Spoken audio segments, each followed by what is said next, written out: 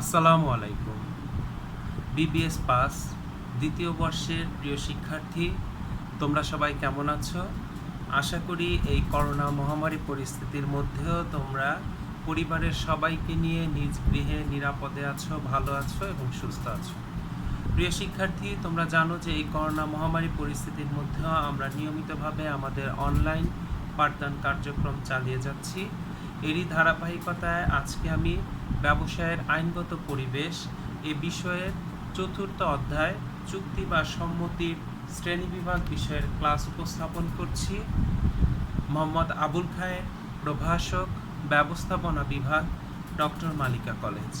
প্রিয় শিক্ষার্থী, video upload দেওয়ার পর তোমরা যারা ক্লাস দেখবে প্রত্যেকে কমেন্ট বক্সে তোমাদের শ্রেণী রোল উল্লেখ করবে। এর পাশাপাশি যদি কোনো প্রশ্ন তোমাদের থেকে থাকে তাহলে তোমরা কমেন্ট বক্সে বা মেসেঞ্জারের মাধ্যমে সে প্রশ্ন করার সুযোগ পাবে। প্রিয় শিক্ষার্থী, গত ক্লাসে আমরা এই অধ্যায়ের গুরুত্বপূর্ণ একটি বিষয় চুক্তি বা সম্মতি শ্রেণীবিভাগ আলোচনা করেছিলাম। আজকে আমরা এই চতুর্থ অধ্যায় চুক্তি বা সম্মতি শ্রেণীবিভাগ অধ্যায় থেকে বাতিল চুক্তি বা সম্মতি সমূহ নিয়ে আলোচনা করব। তো প্রিয় শিক্ষার্থী, চলো আর কথা না বাড়িয়ে আমরা আমাদের আজকের আলোচ্য বিষয়ের ওপর দৃষ্টিপাত করি। প্রিয় শিক্ষার্থী, আজকে আমি আলোচনা করব বাতিল চুক্তি বা সম্মতি সমূহ। প্রিয় শিক্ষার্থী, আমরা জানি বাংলাদেশে বহাল 1872 সালের চুক্তি আইনের 2-6 ধারা মতে বলা হয়েছে, যে সকল সম্মতিকে আইনের সাহায্যে বলবৎ করা যায় না তাকে বাতিল চুক্তি বলা হয়। প্রিয় শিক্ষার্থী, বাতিল চুক্তি দ্বারা চুক্তিভুক্ত কোনো পক্ষেরই আইনগত কোনো অধিকার বা দায় দায়িত্বের সৃষ্টি হয় না। সেজন্য অনেকে একে বাতিল চুক্তি বলার পক্ষপাতী নয়। চুক্তি আইনে যে সকল চুক্তিকে বাতিল বলে ঘোষণা করা হয়েছে তার মধ্যে প্রথমেই রয়েছে চুক্তি সম্পাদনে অযোগ্য ব্যক্তি সম্পাদিত চুক্তি। প্রিয় শিক্ষার্থী, আমি আবারও বলছি, বাতিল চুক্তি বা সম্মতির 1 নাম্বার বিষয়টি হচ্ছে চুক্তি সম্পাদনে অযোগ্য ব্যক্তি সম্পাদিত চুক্তি। প্রিয় শিক্ষার্থী, আমরা জানি চুক্তি আইন 1872 সালের সেই চুক্তি আইনে বলা আছে যে কারা কারা চুক্তি সম্পাদনে যোগ্য।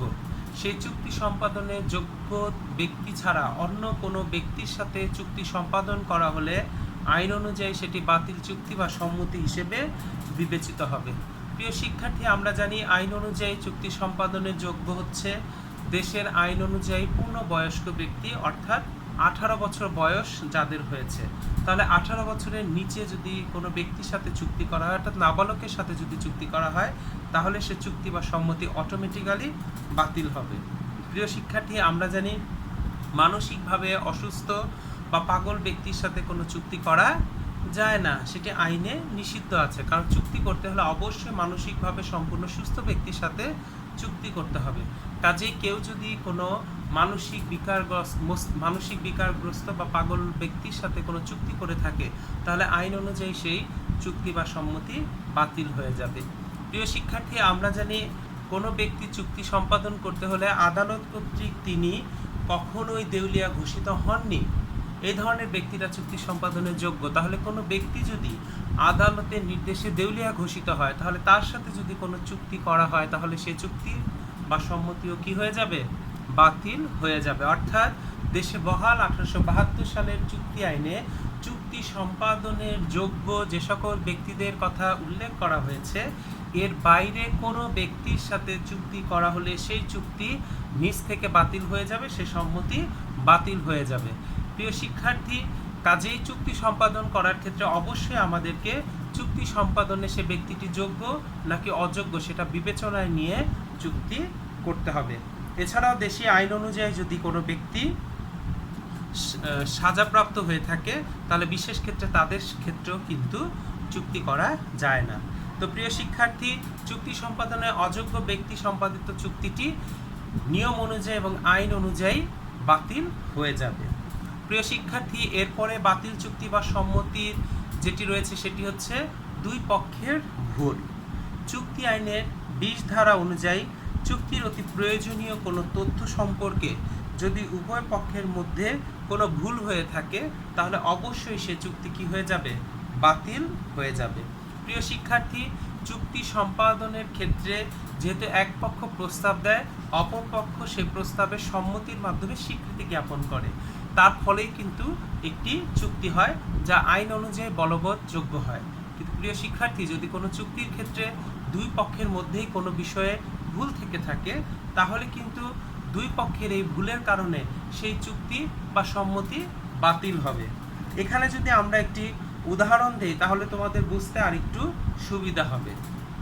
ধরো ক ক্ষয়ের নিকট একটি ঘোড়া বিক্রয়ের নিমিত্তে সম্মতিতে আবদ্ধ হয়, কিন্তু দেখা গেল যে ঘোড়াটি আগেই মারা গিয়েছে, কিন্তু কোনো পক্ষেরই তা জানা ছিল না। কাজে এই ঘটনার মাধ্যমে যে চুক্তি হয়েছে সে চুক্তি এবং সম্মতি কি হয়ে যাবে, বাতিল হয়ে যাবে। কারণ এখানে ঘোড়াটি যে আগেই মারা গেছে সে বিষয়ে দুই পক্ষের কোনো পক্ষেই আগে থেকে জানা ছিল না। 3, অবৈধ প্রতিদান বা উদ্দেশ্য। প্রিয় শিক্ষার্থী, 1872 সালের চুক্তি আইনের 23 ধারা অনুসারে যে সকল সম্মতির প্রতিদান ও উদ্দেশ্য অবৈধ তা কিন্তু বাতিল বলে গণ্য হয়। প্রিয় শিক্ষার্থী, এখানে কিছু বিষয়কে আইনে উল্লেখ করে দেয়া আছে যে বিষয়গুলোর কোনো একটির উপস্থিত থাকলেই চুক্তির উদ্দেশ্য অবৈধ হবে প্রতিদানটা, এবং চুক্তি কি হয়ে যাবে, বাতিল হয়ে যাবে। প্রিয় শিক্ষার্থী, যদি আইনের দ্বারা নিষিদ্ধ হয় এমন কোনো কাজের উদ্দেশ্যে চুক্তি করা, যেমন খুন করার চুক্তি, চোরা কারবার করার চুক্তি, খুন এবং চোরা কারবার আইনে উভয় কি অবৈধ, কাজে এই অবৈধ প্রতিদান বা উদ্দেশ্য নিয়ে চুক্তি করা যাবে না।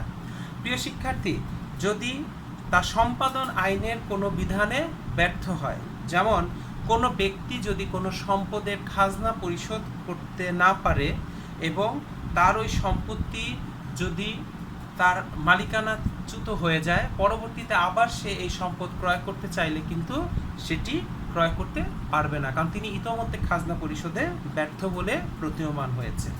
প্রিয় শিক্ষার্থী, যদি উদ্দেশ্য এবং প্রতিদান প্রতারণামূলক হয়, যেমন জমিদারের অগোচরে নায়েবের কর্তৃক জমি বন্দোবস্তরের চুক্তি, অথবা কোনো ব্যক্তির অগোচরে কোনো ব্যক্তির সম্পদ দেখাশোনা করার দায়িত্ব পালনকারী কোনো ব্যক্তি, এইভাবে যদি কোনো চুক্তি সম্মতি করা হয় তাহলে উভয় বাতিল হয়ে যাবে।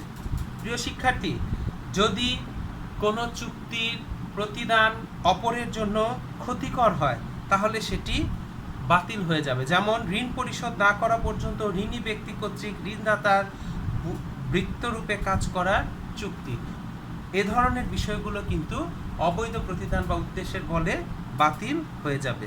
প্রিয় শিক্ষার্থী, এছাড়াও আদালত যদি একে দুর্নীতিমূলক কর্মকাণ্ড মনে করে থাকে তাহলেও সেটি বাতিল হয়ে যাবে।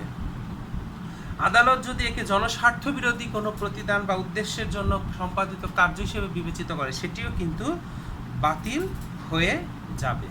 প্রিয় শিক্ষার্থী, আদালত কর্তৃক যে সমস্ত প্রতিদান বা উদ্দেশ্য বা বাতিল চুক্তি বা সম্মতির ক্ষেত্রে প্রযোজ্য সেটি হচ্ছে বিদেশি শত্রুর সাথে ব্যবসায়ের চুক্তি, মোকদ্দমায় প্রতিবন্ধকতার সম্মতি, সরকারি চাকরি ক্রয় বিক্রয়ের সম্মতি, যে চুক্তি কর্তব্য বিরুদ্ধ স্বার্থ সৃষ্টি করে সে ধরনের চুক্তি, যে সম্মতিতে ব্যক্তির স্বাধীনতার প্রতিবন্ধকতা সৃষ্টি হয় সে চুক্তি, যে সম্মতি পিতামাতার কর্তব্যের বিঘ্নের সৃষ্টি করে সে চুক্তি, যে সম্মতি দাম্পত্য কর্তব্যে বাধার সৃষ্টি করে, এবং বিবাহের দালালির সম্মতি। প্রিয় শিক্ষার্থী, আমার মনে হয় এ সমস্ত বিষয়গুলো যদি কোনো চুক্তির মধ্যে থেকে থাকে তাহলে সেটি অবৈধ প্রতিদান এবং উদ্দেশ্য করা হয়েছে মর্মে আইন অনুযায়ী বাতিল হয়ে যাবে, অর্থাৎ এটি বাতিল চুক্তি বা সম্মতি হিসেবে গৃহীত হবে।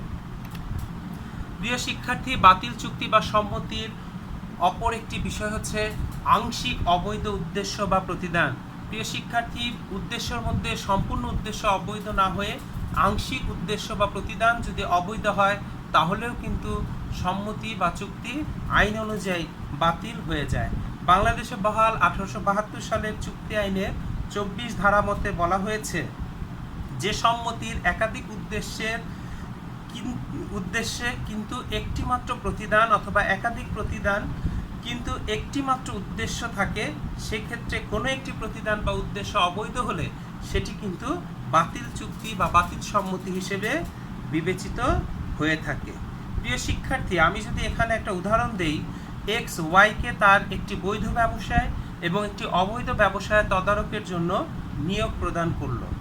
মাসে তাকে 15,000 টাকা বেতন দিতে সম্মতও হলো। যেহেতু কোনো একটি প্রতিদান বা উদ্দেশ্য অবৈধ, সুতরাং সম্পূর্ণ চুক্তি বাতিল হবে। এখানে সে দুইটি ব্যবসায় দেখার দায়িত্ব পেয়েছে, একটি বৈধ একটি অবৈধ। যেহেতু বৈধর পাশাপাশি একটি অবৈধ ব্যবসা দেখার উদ্দেশ্যে তাকে নিয়োগ দেওয়া হয়েছে, কাজেই তার এই 15,000 টাকা বেতনের দেওয়ার শর্তে যে চাকরি দেওয়া হয়েছে সেটি অবৈধ চুক্তি বা সম্মতি হিসেবে বাতিল হয়ে যাবে। প্রিয় শিক্ষার্থী, এরপরে রয়েছে প্রতিদানহীন সম্মতি। সাধারণত আমরা জানি কিছু ব্যতিক্রম ছাড়া বিনা প্রতিদানে চুক্তি হয় না। সকল চুক্তির ক্ষেত্রে কিছু না কিছু বৈধ প্রতিদান থাকতে হবে। শুধু বিশেষ বিশেষ কিছু ব্যতিক্রম এক্ষেত্রে রয়েছে, যেখানে প্রতিদান ছাড়াও সম্মতি বৈধ হয়ে থাকে, অর্থাৎ চুক্তি হয়ে থাকে। কিন্তু বাংলাদেশে বহাল 1872 সালের চুক্তি ধারা অনুযায়ী বলা হয়েছে, এই ব্যতিক্রম ছাড়া বাকি সকল ক্ষেত্রে প্রতিদানহীন সম্মতির ক্ষেত্রে সম্মতি বা চুক্তি বাতিল হয়ে যাবে। প্রিয় শিক্ষার্থী, আমরা যদি এখানে একটি উদাহরণ দেই, ধরো জনাব করিম সমাজের একজন ধর্নাঢ্য ব্যক্তি। তিনি তার এলাকার মাদ্রাসায় 10,000 টাকা নগদ এবং একটি জমি দান করার সম্মতি দিয়েছিলেন। তিনি নির্দিষ্ট সময়ে 10,000 টাকা পরিশোধ প্রদান করলেও শর্ত অনুযায়ী তিনি সম্পত্তিটি বা জায়গাটি এখনো লিখে দেয়নি। মাদ্রাসা কর্তৃপক্ষ যদি আইনি প্রতিকারের জন্য কোনো মামলা মোকদ্দমা করে, তাহলে কিন্তু মাদ্রাসা কর্তৃপক্ষ সেখান থেকে কিছু আদায় করতে পারবে না, কারণ এখানে তিনি যে সম্মতি দিয়েছিলেন যে অর্থ এবং জমি দিবেন, এর বিনিময়ে তিনি কিন্তু কিছু গ্রহণ করেননি। কাজেই প্রতিদান যেহেতু এখানে ছিল না, কাজেই তিনি মামলা করলেও সেখান থেকে কোনো সুরাহা পাবে না। আইন অনুযায়ী প্রতিদানহীন এরকম সম্মতি বাতিল চুক্তি বা সম্মতি হিসেবে বিবেচিত হবে। প্রিয় শিক্ষার্থী, এরপরে যেটি রয়েছে বাতিল চুক্তি বা সম্মতি, সেটি হচ্ছে বিবাহের প্রতিবন্ধক সম্মতি। প্রিয় শিক্ষার্থী, চুক্তি আইনের 26 ধারা অনুসারে নাবালক ছাড়া অপর কোনো ব্যক্তির বিবাহের ক্ষেত্রে প্রতিবন্ধকতা সৃষ্টি হয় এমন সম্মতি আইন অনুযায়ী কি হয়ে যাবে? বাতিল হয়ে যাবে। প্রিয় শিক্ষার্থী, কোনো ব্যক্তিকে যদি চাকরি দেওয়ার সময় শর্ত দেওয়া হয় যে তিনি চাকরি করাকালীন সময়ে বিবাহ বন্ধনে আবদ্ধ হতে পারবেন না, এবং চাকরি প্রত্যাশী যদি সেই শর্ত মেনে নিয়ে চাকরি গ্রহণ করে এবং পরবর্তীতে তিনি যদি বিয়ে করেন, তাহলে নিয়োগকারী কর্তৃপক্ষ তার বিরুদ্ধে যদি কোনো প্রতিরোধমূলক ব্যবস্থা নিয়ে থাকে, চাকরিচ্যুত করার সিদ্ধান্ত গ্রহণ করে, তাহলে সেটি কিন্তু অবৈধ হবে। কারণ এখানে একজন ব্যক্তিকে চুক্তি বা সম্মতি আদায়ের ক্ষেত্রে, বিবাহের ক্ষেত্রে প্রতিবন্ধকতা সৃষ্টি হয় এমন একটি বিষয় সে সম্মতি নেওয়া হয়েছে, যা আইনের দ্বারা কখনোই বলবৎযোগ্য নয়। কাজে বিবাহে প্রতিবন্ধক সৃষ্টি করে এমন কোনো বিষয়ে সম্মতি যদি কোনো ব্যক্তি দিয়ে থাকে, তাহলে আইনের দ্বারা সেটি বলবৎযোগ্য হয় না। আইন অনুযায়ী সেটি বাতিল সম্মতি বা চুক্তি হিসেবে বিবেচিত হয়ে থাকে। প্রিয় শিক্ষার্থী, বাতিল চুক্তি বা সম্মতির সবশেষ বিষয় হচ্ছে আইনসঙ্গত পেশা বা ব্যবসা বাণিজ্যে প্রতিবন্ধক সম্মতি। প্রিয় শিক্ষার্থী, চুক্তি আইনের 27 ধারা অনুযায়ী কোনো সম্মতি কোনো ব্যক্তির আইনসঙ্গত পেশা বাণিজ্য ব্যবসায়ের ক্ষেত্রে যে পরিমাণ বাধার সৃষ্টি করবে তা সে পরিমাণে বাতিল বলে গণ্য হবে। প্রিয় শিক্ষার্থী, আমরা জানি যে যদি কোনো ব্যক্তির প্রদত্ত কোনো সম্মতির কারণে কোনো আইনসঙ্গত পেশা বা ব্যবসা বাণিজ্যিক কার্যক্রম তিনি করতে বাধাগ্রস্ত যদি হয়ে থাকেন, তাহলে তার সেই সম্মতি বা চুক্তি আইন অনুযায়ী কি হয়ে যাবে? বাতিল হয়ে যাবে। প্রিয় শিক্ষার্থী, আমি এখানে যদি একটি উদাহরণ দিই তাহলে তোমাদের জন্য বুঝতে আরেকটু সুবিধা হবে। চাকরি গ্রহণের সময় একজন কর্মচারী তার নিয়োগকর্তার সাথে এ মর্মে সম্মতিবদ্ধ হয় যে সে বর্তমান চাকরি ত্যাগের পর 5 বছর পর্যন্ত কোম্পানির 40 মাইলের মধ্যে অন্য কোনো নিয়োগকর্তার অধীনে চা চাষের চাকরি গ্রহণ করবে না। ধার্য হয় সম্মতিটি ব্যক্তির স্বাধীন পেশা বা চাকরি গ্রহণের ক্ষেত্রে প্রতিবন্ধক, সুতরাং তা বলবৎযোগ্য নয়। অর্থাৎ তিনি যে শর্ত দিয়ে চাকরি কোম্পানি থেকে ছেড়েছেন সেই শর্ত তার পেশার ক্ষেত্রে প্রতিবন্ধকতা সৃষ্টি করে, কাজেই এই ধরনের সম্মতি আইন অনুযায়ী বাতিল চুক্তি বা সম্মতি হিসেবে বিবেচিত হবে। প্রিয় শিক্ষার্থী, আমরা জানি যে চুক্তি যেহেতু আইনের দ্বারা বলবৎযোগ্য একটি সম্মতির অংশ, কাজেই সম্মতি এবং চুক্তি উভয় ক্ষেত্রে আমাদেরকে এই বিষয়গুলো অবশ্যই বিবেচনায় নিয়ে সম্মতি দিতে হবে এবং চুক্তি করতে হবে। যদি অসাবধানতা বশত এই ধরনের বিষয়কে অগ্রাহ্য করে কোনো সম্মতি দেওয়া হয় এবং তার মাধ্যমে কোনো চুক্তি করা হয়ে থাকে, তাহলে সেটি কিন্তু আইন অনুযায়ী বলবৎযোগ্য হবে না, সেটি অটোমেটিক্যালি বাতিল চুক্তি বা সম্মতি হিসেবে বিবেচিত হবে। প্রিয় শিক্ষার্থী, তোমরা এতক্ষণ আমার এই ক্লাসটি দেখেছো, তাই তোমাদের আমার পক্ষ থেকে অসংখ্য ধন্যবাদ এবং কৃতজ্ঞতা। প্রিয় শিক্ষার্থী, আলোচ্য বিষয়ে যদি কোনো কিছু বুঝতে তোমাদের অসুবিধা থেকে থাকে, অবশ্যই তোমরা আমাকে জানালে আমি বোঝানোর জন্য প্রয়োজনীয় পদক্ষেপ গ্রহণ করব। প্রিয় শিক্ষার্থী, বিশ্ব এক মহামারী কবলে আজ অবরুদ্ধ। এই অবরুদ্ধ অবস্থায় আমাদেরকে সাহসিকতার সাথে পরিস্থিতি মোকাবেলা করতে হবে এবং নিজ গৃহে থেকে নিরাপদে থেকে স্বাস্থ্যবিধি মেনে জীবনযাপন করতে হবে। প্রিয় শিক্ষার্থী, ইনশাল্লাহ আমরা আবার আমাদের প্রাণের ক্যাম্পাসে শ্রেণীকক্ষে মিলিত হব, সেই প্রত্যাশা রেখে আজকের অনলাইন ক্লাস থেকে আমি বিদায় নিচ্ছি। তোমরা সবাই ভালো থাকো, নিরাপদে থাকো। খোদা হাফেজ।